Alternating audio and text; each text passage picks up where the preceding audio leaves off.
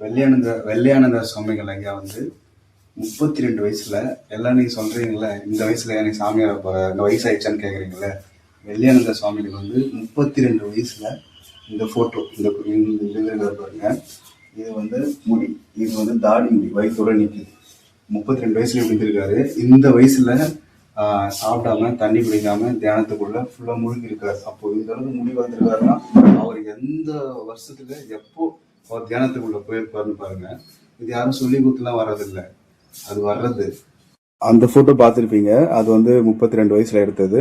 அதுக்கப்புறம் 15 ஆண்டுகள் வந்து இந்த ஒரே இடத்துல வந்து இந்த திண்ணையை விட்டு, அந்த திண்ணை மாரி இருக்கு பாத்தீங்களா, இது விட்டு அவர் கீழே இறங்கினதில்லை. இங்கதான் அவருக்கு வந்து எல்லாருமே அபிஷேகம் எல்லாருமே பண்ணுவாங்க.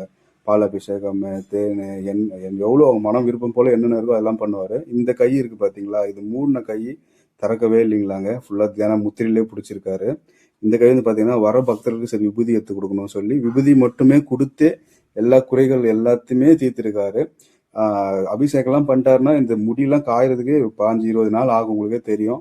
ஆனா அப்பயும் கூட அசைய மாட்டாரு, அசர மாட்டாரு. அதே இடத்துல உட்காந்தபடியே ஃபுல் அண்ட் ஃபுல் தியானம் பண்ணிட்டு இருந்திருக்காரு. அது ஒரு 32 ஒரு 5னா கிட்டத்தட்ட ஒரு 47 வயசுல எடுத்தது.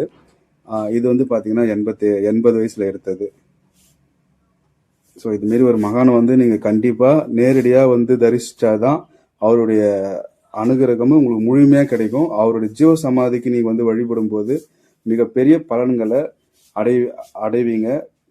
வாங்க, நல்லா இருங்க. நல்வாழ்த்துக்கள்.